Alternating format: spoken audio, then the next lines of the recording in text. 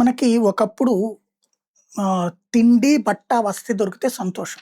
అంటే మనం కష్టపడి సంపాదించుకున్న డబ్బులతో అంత బియ్యం కొనుక్కోగలిగి, అన్ని కూరలు కొనుక్కోగలిగి, అన్ని పప్పు, ఉప్పులు కొనుక్కోగలిగి, ఒక ఇల్లు అద్దెకి తీసుకోగలిగి ఉండితే హ్యాపీ. మన పిల్లలు జీవితాలు మా మా చిన్న వయసు అప్పుడు సంతృప్తి అదే. మంచి పరవాన్నం చేసి పెట్టింది అమ్మ, పులిహార చేసి పెట్టింది. ఇదే సంతోషం మాకు. అదే సంతృప్తి మాకు.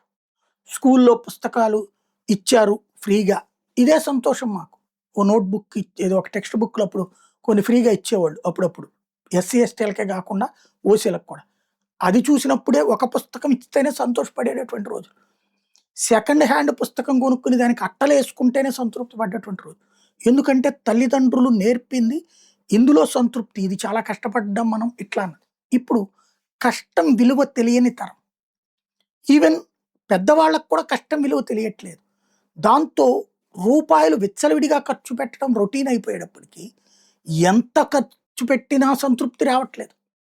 ఇదంతా ఇప్పుడు ఎందుకు చెప్పాల్సొస్తుందంటే ఇట్లాంటి అసంతృప్త పరిస్థితులలో పాలకులు ఎవ్వడు కూడా ఇది ప్రపంచమంతా తయారైనటువంటిది గత 20 ఏళ్లలో. దీని ఇంపాక్ట్ ఏమైపోతుందంటే పాలకులు ప్రజల్ని సంతృప్తి పరచలేరు. నిరంతరం ఏదో ఒక అసంతృప్తి ఉంటానే ఉంటది. నువ్వు గ్యాస్ బండని రేటు పెంచకపోయినా అసంతృప్తే, పెంచినా అసంతృప్తి. అన్నం కడుపు నిండా పెట్టినా అసంతృప్తే, పెట్టకపోయినా అసంతృప్తే. ఇట్లాగ జరుగుతున్న రోజుల్లో ఇక ఎమోషనల్ ఇష్యూస్ ఏదైనా తెచ్చి డైవర్ట్ చేయాలి. అప్పుడు వాళ్ళు సంతృప్తి పడతారు.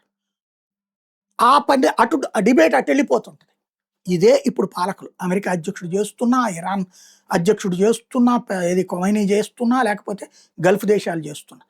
ఎంతిచ్చినా సంతృప్తి కాని రోజుల్లో అసంతృప్తిని చల్లార్చడానికి యుద్ధ వాతావరణాలు సృష్టించడం ద్వారా చర్చ పక్కకి తీసుకెళ్తారు.